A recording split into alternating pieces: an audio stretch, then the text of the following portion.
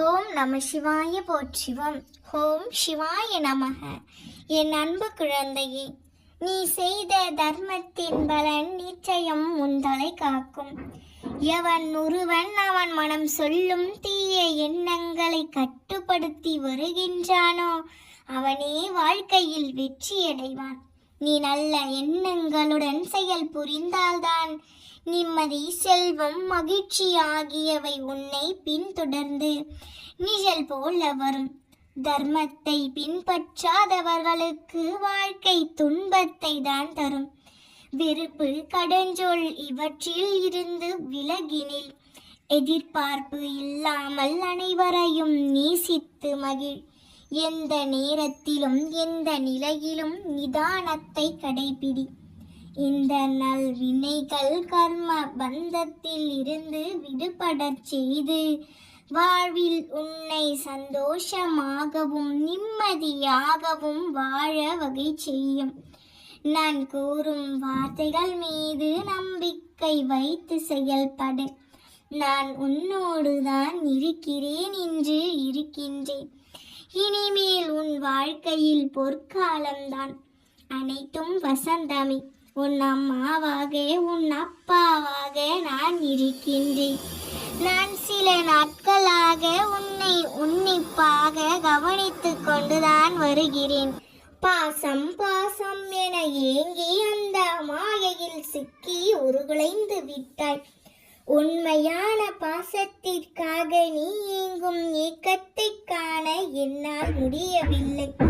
இது மாயை நிறைந்த உலகமென எத்தனையோ வழிகளில் உனக்கு அறிவுரைப்படுத்திவிட்டேன். ஆனால் நீ திரும்ப திரும்ப அந்த மாயை வலையில் சிக்கிக் கொண்டு வெளியேற தெரியாமல் தவிக்கின்றாய். குழந்தையே, இப்போது உனக்கு ஒன்று சொல்கிறேன் கேள். உன் நலனை விரும்பும் உறவாக, அதாவது உன் தாயாக, தந்தையாக, சகோதரனாக, குருவாக, உற்ற தோழனாக நான் இருக்கையில் நீ ஏன் இன்னொருவரின் பாசத்திற்கு ஏங்க வேண்டும்? உனக்குள் இருக்கும் எனக்காக ஏங்கு. நீ ஏங்கத் தொடங்கும் போதே நான் உன் அருகில் வந்து விடுவேன். என்றும் நிரந்தர உறவாக உன்னுடன் நான் இருப்பேன். நீ எப்படி இருக்க வேண்டும் என்பதை நீ முடிவு செய்து விட்டாயல்லவா? அதையே பின்பற்று. நீ எதற்கும் கலங்காதே, வேண்டி இருக்காதே. நிலைமை பெருகட்டும், ஜெயமே உண்டாகட்டும். என் அப்பா எனக்கு இருக்கிறார், என் அப்பா என்னை பார்த்து கொள்வார் என்று மனதில் என்னை நினைத்து உருகி நிற்கும் உன்னை பார்க்கும் பொழுது என் அடி வயிறு கலங்குகிறது. இவருக்கு என்ன குறை என்று உன்னை பார்த்து பொறாமைப்படும் அளவிற்கு நீ நடந்து கொண்டாலும் உன் உள்ளத்தில் கொட்டி கிடக்கும் பிரச்சனைகளை எல்லாம் எண்ணி பார்த்தால் அவை இந்த உலகத்தை விடவா பெரிதாக இருக்கிறது? எல்லாம் சரியாகிவிடும். உன்னோடு பேசவே வந்துள்ளேன். உன் மனதிற்குள்ளும் உனக்குள்ளும் ஓடும் அத்தனை எண்ணங்களையும் நான் பார்த்து கொண்டுதான் இருக்கின்றேன்.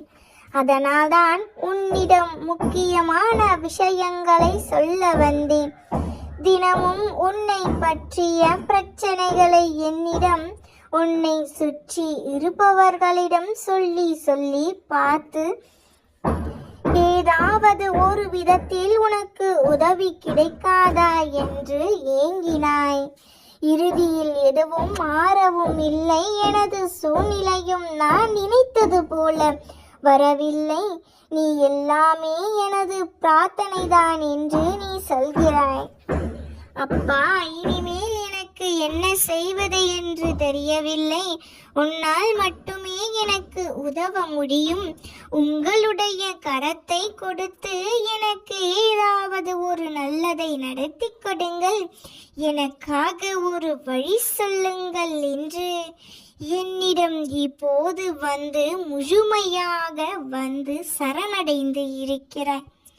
அன்பு குழந்தையே, அன்பு உன்னுடைய வலிகளையும் வேதனைகளையும் உன் கண்களில் கொண்டு வந்து நிறுத்தி என் முகத்தையே நீ பார்த்து கொண்டு இருக்கும் பொழுது உன் அப்பா நான் நிச்சயமாக உன் வேண்டுதல்களையும் உன் எல்லா பிரச்சனைகளையும் நான் மாற்றி காட்டுவேன். உனக்கு என்ன தேவை என்பது உன் தந்தைக்கு நன்றாக தெரியும். என் அன்பு குழந்தையான உனக்கு தேவையானதை செய்யாமல் உன்னை நான் அப்படியே விட்டு விடுவேனா? உன்னை புறக்கணித்தவர்களையும் உன்னையே தேடி வரச் செய்கிறேன் பார். இத்தனை நாளாக பொறுமையோடு என் மீது நம்பிக்கை வைத்து காத்திருந்த நீ இன்னும் சிறிது காலம் பொறுத்துக்கள். குழந்தையே, நீ என்னிடம் வைத்த உன்னுடைய கோரிக்கைகளை அப்பா நான் நிராகரிக்கவும் இல்லை, மறந்து போகவும் இல்லை. தினமும் மனதில் போராட்டத்தோடு என்னிடம் கேட்டு கேட்டு எப்பொழுதுதான் நடக்கும் என்று நினைத்து இப்போது நீ தவித்து கொண்டு நிற்கின்றாய் என்று எனக்கு நன்றாக தெரியும். உனது இப்போதைய சூழ்நிலையும் எனக்கு தெரியும். இனியும் உனக்கு என்ன நடக்கப் போகிறது என்று எனக்கு நீ என் மீது வைத்திருக்கும் உண்மையான அன்பும் உளமான நம்பிக்கையும் எனக்கு நன்றாக தெரியும். இதற்கு பலனாகவே நீ என்னிடம் விரும்பி கேட்டதை உன் கைகளில் நான் தரப்போகின்றேன். நீ விரும்பியதை உன் கைகளில் தராமல் உன்னை ஒரு பொழுதும் நான் வெறுங்கையாய் அனுப்ப மாட்டேன். எந்த உதவியும் இல்லாமல் நிராகதியாய் நிற்கும் என் பிள்ளைக்கு உன் அப்பா நான் இருக்கின்றேன். கவலைப்படாதே தங்கமே, நம்பிக்கையோடு இரு. நீ என் மீது வைத்த அளவு கடந்த நம்பிக்கைக்காகவே உனது விருப்பத்தை நிச்சயமாக நான் நிறைவேற்றி கொடுக்கின்றேன். அவ்வப்போது உன் மனதில் வரும் தேவையில்லாத எண்ணங்கள், எதிர்மறை சிந்தனைகளையும் முதலில் தூக்கி எறி. நடக்குமா நடக்காதா என்று ஒருபோதும் சிந்திக்காதே.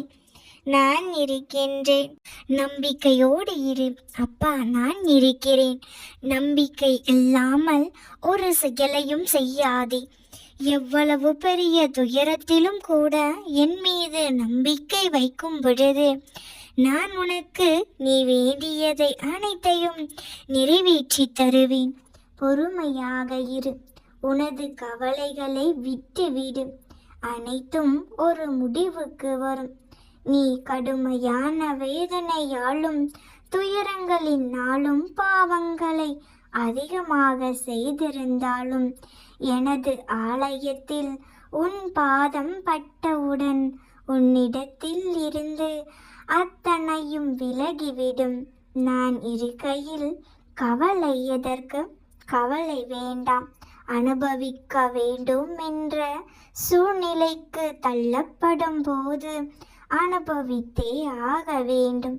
அதை தாங்கும் பக்குவம் வேண்டும். நான் ஒரு பக்கிரி நோய் நொடிகள் தாக்குவதால் அதன் சீற்றம் இப்போது அதிவேகமாக வளர்ந்து இருக்கிறது. அதை விரட்ட என்னால் மட்டுமே முடியும். நிச்சயம் விரட்டுவேன். அப்பா இருக்கிறேன் என்ற நம்பிக்கையோடு இரு. கவலைப்படாதே, கைவிட மாட்டேன். உன்னை முழுமையாக பரீட்சிக்க நினைத்தேன். எனக்கு மட்டும்தான் அந்த உரிமை இருக்கிறது. நானே சர்வாதிகாரி. எத்தனை பணிகள் எனக்கு! பிறப்பு, இறப்பு, படைத்தல், காத்தல், அழித்தல், காற்று, நீர், நிலம், ஆகாயம், சூரியன், சந்திரன், நட்சத்திரங்கள், அனைத்து ஜீவராசிகளும் எனது கட்டுப்பாட்டிற்கு கீழே இருக்கிறது. இவை அனைத்தும் எனது விடியலுக்காக காத்து இருக்கிறது. அப்படி இருக்கும் பொழுது உனது துயரங்களை துடைத்து ஆறுதல் அளித்து ஒரு புதிய விடியலை உனக்கு வழங்க மாட்டேனா? நிச்சயம் வழங்க போகிறேன். என்னை மீறி எதுவும் நடக்காது. சிறிதளவு கூட எதற்கும் இடம் தராதே. இந்த மாயை உலகத்தில் தயவு செய்து தேவையற்ற எண்ணங்களை தவிர்த்து என்னுள் ஐக்கியமாகிவிடு. உனது வருகைக்காக எனது ஆலயத்தில் காத்திருக்கிறேன். விரைந்து வா, எனக்கு வேண்டியதை வாங்கி வா. என்னை சரணாகதி அடைந்தால் நான் உன்னை பாதுகாப்பேன். பொறுமையாக இரு, நான் இருக்கிறேன். உன் நிழலாக என்றும், உனக்காக எப்போதும் உன் அப்பா நான் இருப்பேன். பொறுமையும் நம்பிக்கையும் தான் தைரியம். அதை தொலைத்து விடாதே. எப்பொழுது எந்த பிரச்சனைகளை சந்திக்க நேர்ந்தாலும் அதை எதிர்த்து போராட கற்றுக்கொள். அதுவே உன்னை காப்பாற்றும். எது நடந்தாலும், நீ எதை செய்திருந்தாலும் அதை உணரும் தருணத்தில் அனைத்தையும் மன்னித்து உன்னை ஆசிர்வதிப்பேன். சகிப்புத்தன்மை இல்லை என்றால் உனது நிலைமை கவலைக்கிடமாகிவிடும். அதை மட்டும் நினைவில் வைத்து கொண்டு சந்தோஷமாக வாழ்வதற்கு எனது நாமத்தை உச்சரித்து கொண்டு இரு. நீ எவ்வளவு பெரிய வம்சாவழியைச் சேர்ந்திருந்தாலும் ஒழுக்கத்தோடு சிறந்த நற்குணங்களோடு இருந்தால் உனக்கு நடப்பது எல்லாம் நிச்சயம் நல்லதாகவே நடக்கும்.